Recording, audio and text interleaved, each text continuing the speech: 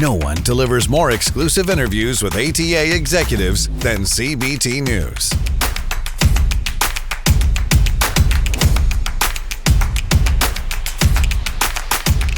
CBT News, dealers' #1 source for auto industry news, content, coaching, and analysis. You're watching Training Camp with Adam Marburger, exclusively on CBT News.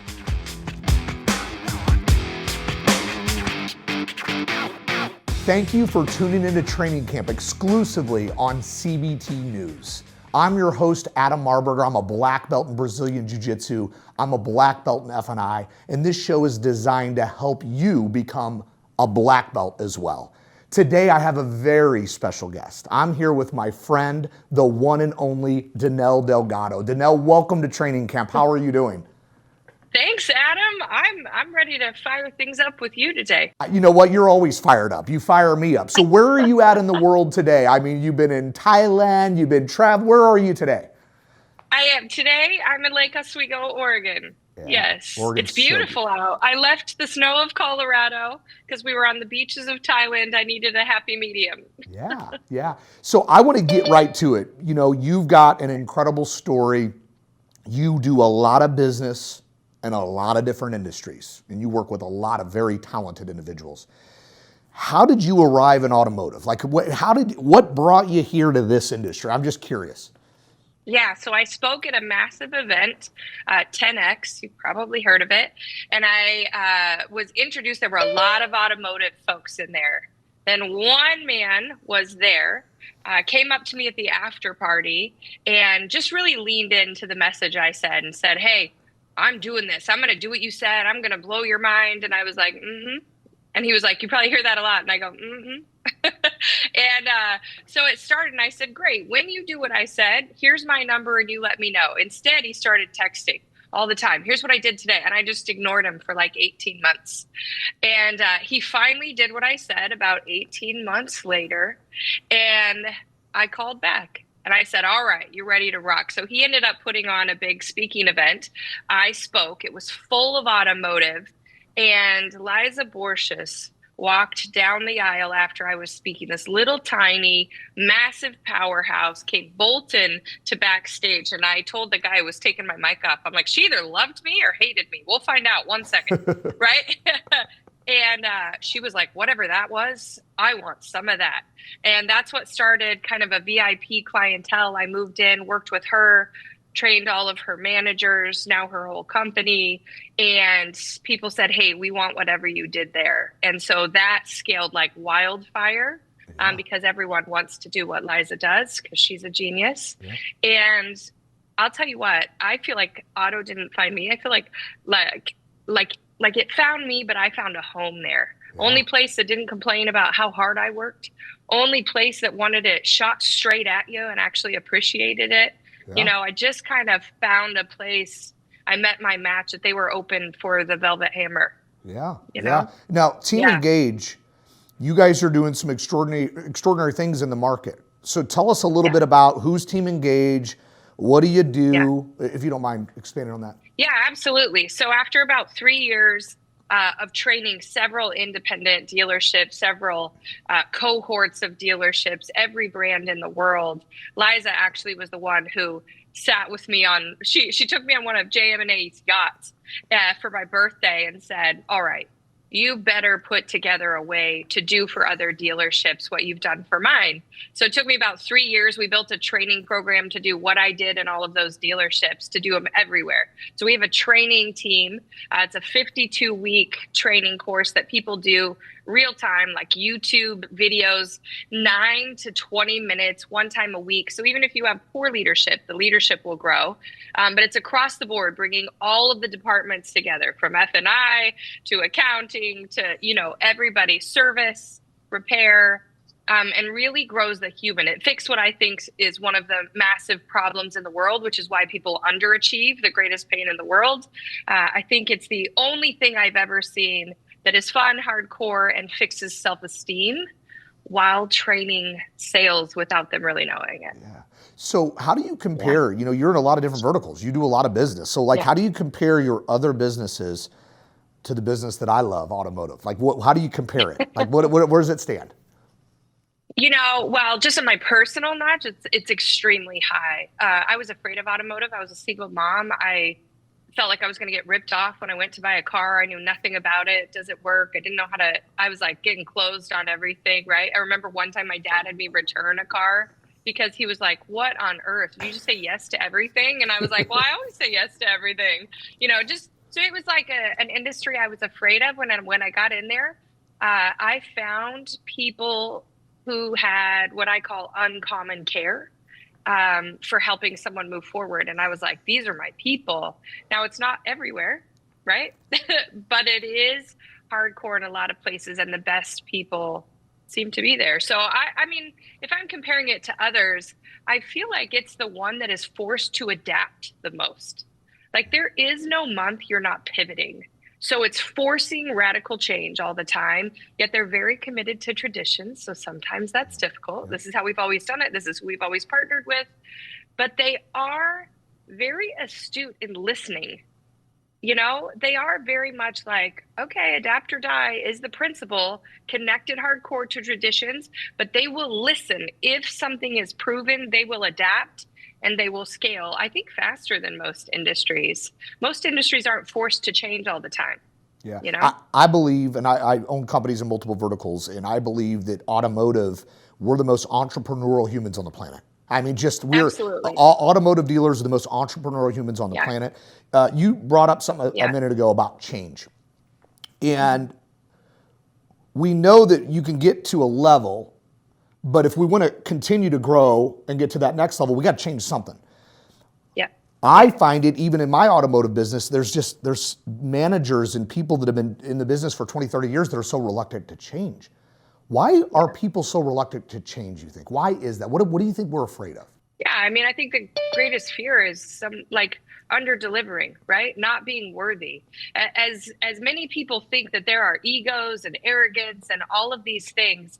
Well, the greatest fear that most people in auto, and I think in the world, have is failing. And so they would rather hold to what they know has worked at least a little than risk everything they built, right? People are more afraid of losing what they have than building what they possibly could. And so that fear of change is, hey, I worked so hard to get here. I cannot lose it. So I'm going to hold on to this.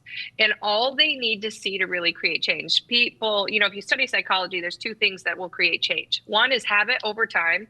You decide to find one area to grow in. You have it, you repeat, you grow. It's just like weight loss or anything else, or sales training. Yeah. It's reps, right? Or massive emotional trauma. You're going to lose the dealership. You have to change, like something that forces change, right? Those are the only two ways. And I always tell people, well, we can either do it day by day, or we can wait for a baseball bat to hit you in the face and do it then. Which would you prefer? And so if you can help them see that you're either going to be forced to, or we start now, like that their ultimate fear will come true if they don't change. Yep. That's really the only way that they'll decide to go day by day, or they'll have to wait for massive emotional trauma, and then they'll be very open to it. But it's all because they're very scared of under delivering, and they just want to do what they're there for. They just want to deliver for people. Yeah. Yeah. I've got a question for you. You've got a high performer. You've got somebody that truly desires a little bit more. What is that thing that we're missing? Like, what is the difference between good and great? What are some characteristics we can take somebody that kind of desires to want more and be more, but how do we actually get it? Because everybody, I think, wants it on the surface level, but a lot of people are afraid to take action. They're afraid of change, or they just don't know how, and they don't have a Danelle Delgado in their back pocket or somebody to connect with. What is that? What is the easiest method from good to great? What are a couple little key points in that? If you could hit on that, that'd be awesome. Yeah, absolutely. They're always looking for like the silver bullet. What's the one thing? Right? And I think it all boils down to foundation. Like, I teach a way about how you move the world in your favor. Everybody wants to know that. I call it the tower of influence, where if you build your foundation, who you are, what you stand for, right? What you truly are, Most people do not know this, and they build their entire life on a broken foundation. There's hole, there's cracks, there's memories from a parent who mistreated them. There's mistakes they've made that they don't forgive themselves for. They're always like fighting to win rather than building something to win, right? And that foundation is rocky and it breaks. If you really want to build a world that moves in your favor, like opportunities from a small circle of human beings who actually go ahead and fix this self-esteem break that's in there, you have to do some pretty deep, ugly work, right? And it doesn't take that long. There's actually 4 habits that you can do. You can write gratitude, 10 things you're grateful for every single day. You write your goals every single day and have a strategy to hit them. So that's your progress. You're focused on advancing, not what won't happen, what I shouldn't do, what I'm afraid of, right? You're reading, learning, listening 30 minutes every single day and taking one takeaway every single day. And grace, letting go of things that you should, forgiving, right? Grace is forgiveness that is not deserved. I think those 4 things actually train the 4 parts of your brain. It's in a book, right? I Choose Joy. And if they practice those every single day, it will remove cracks in someone's foundation. It will help them become unoffendable to what other people say. It will help them learn different perspectives of how people are operating. I think people are so influenced by others, they'll never go to great, right? They're frustrated, they're proving, they're doing something, but that foundation of who someone is since they were little to what they want in an adult, right? They want to leave people better than they found them. They want to matter. They want to move lives forward like that. When they can connect to that, they become this human that nothing else affects them, and they build their mission. They create a movement their entire life, like you. Like, why are you a black belt? Why do you defend yourself? Why do you want everybody to know how? There is power in knowing you are strong and safe and comfortable. And you built a program just to help everyone have that. And you also do that in people's businesses. F&I, your programs are a black belt in how to not lose in F&I. So that is your through line. I can see it from a mile away. You are going to make sure everyone is protected and has the skills and the properties right. When someone finds that, they have something to build on. But most people, their foundation never lets them value themselves correctly, market themselves correctly. Then they connect to the right clientele and can sell them and keep them forever and service them. So that first part of that tower of influence, the foundation is what makes someone good or what makes someone build great. The billion-dollar question is, how do we get all of our personnel in our dealerships every day to do the 4 Gs? Like, how do you do it? If we could just, what would the world look like if everybody every morning had a structured morning routine, they invested in personal development, they loved and served people? Sounds exactly like teamengage.com, actually, Adam. So before we end this chat, what's new? What's in the pipeline? What do you got? What can you share with the world? Or what, maybe you can't share with the world, but share what you can. What do you got going on? What's next? No, absolutely. I'm always building 2 portions, right? The side that is inspiring and encouraging people. I have a new book coming out as well that came with the TED Talk called On Second Thought. I might just save myself. And on the other side of things, we have tapped into another industry, really helping with the health side of companies, helping them have the exact same insurance and better for less pricing that actually gives more back to employees. So we've tapped into a lot of things, tax benefits and all those things. I think once you find one way to truly help a company, you find other ways. I'm a cancer survivor, and so I have a lot of passion projects about helping people be covered, have the right care for less. Every person in the United States should be able to have that. And so we're actually saving multi-million-dollar and billion-dollar companies millions of dollars and putting it back with all of their employees. And then I'm training their employees. Talk about a win-win. Yeah. So that's what I'm up to, just saving the world. You're always up to something. It's an honor and a privilege just to be connected to you, Danelle. You're a blessing to so many.